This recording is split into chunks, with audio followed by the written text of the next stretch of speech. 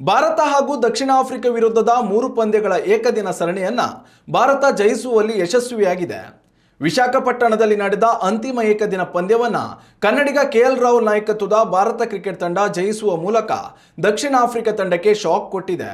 Test ಸರಣಿಯನ್ನ ಹೀನಾಯವಾಗಿ ಸೋತಿದ್ದ team ಇಂಡಿಯಾಕ್ಕೆ Rahul ಪಡೆ ಇದೀಗ ಏಕದಿನ ಸರಣಿಯನ್ನ ಗೆಲ್ಲಿಸಿಕೊಟ್ಟಿದ್ದಾರೆ.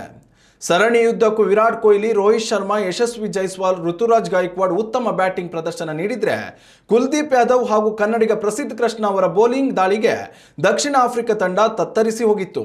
ಭಾರತದಲ್ಲಿ ಸರಣಿ ಗೆಲುವಿನ ಕನಸು ಕಾಣುತ್ತಿದ್ದ ದಕ್ಷಿಣ ಆಫ್ರಿಕಾ ತಂಡಕ್ಕೆ ಗೆಲುವು ಸಾಧಿಸಲು ಸಾಧ್ಯವಾಗಲೇ ಇಲ್ಲ.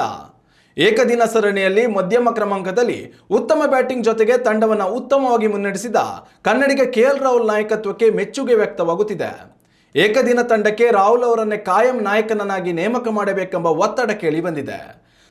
ಸದ್ಯ ಕೆಎಲ್ ರಾಹುಲ್ ಏಕದಿನ ಸರಣಿಯಲ್ಲಿ ನಾಯಕತ್ವದ ಜೊತೆಗೆ ಮಧ್ಯಮ ಕ್ರಮಾಂಕದಲ್ಲಿ ಬ್ಯಾಟಿಂಗ್ ಹಾಗೂ ವಿಕೆಟ್ ಕೀಪಿಂಗ್ ಜವಾಬ್ದಾರಿಯನ್ನು ನಿಭಾಯಿಸಿದರು.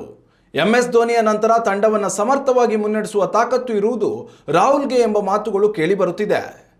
ಮತ್ತೊಂದೆಡೆಯಲ್ಲಿ ಟೀಂ ಇಂಡಿಯಾದ ಹಿರಿಯ ಆಟಗಾರರಾದ ರೋಹಿತ್ ಶರ್ಮಾ ಹಾಗೂ ವಿರಾಟ್ ಕೊಹ್ಲಿ ಕೂಡ ಭರ್ಜರಿ ಆಟದ ಪ್ರದರ್ಶನ ನೀಡಿದ್ದಾರೆ. ನಾಯಕ ರೋಹಿತ್ ಶರ್ಮಾ ಹಾಗೂ ವಿರಾಟ್ ಕೊಹ್ಲಿ ಅವರ ಬಳಿಯಲ್ಲಿ ಪಂದ್ಯದ ನಡುವಲ್ಲೇ ಸಲಹೆಗಳನ್ನು ಪಡೆದಿರುವುದು ಮೆಚ್ಚುಗೆಗೆ ಪಾತ್ರವಾಗಿದೆ. ಕೊಹ್ಲಿ ಶರ್ಮಾ ಅವರನ್ನು ಟಾರ್ಗೆಟ್ ಮಾಡ್ತಿದ್ದ ಕೋಚ್ ಗಂಭೀರ್ಗೆ ಏಕದಿನ ಸರಣಿ ಗೆಲ್ಲುವ ಮೂಲಕ ಇಬ್ಬರು ಆಟಗಾರರು ಸರಿಯಾಗಿಯೇ ಟಕ್ಕರ್ ಕೊಟ್ಟಿದ್ದಾರೆ.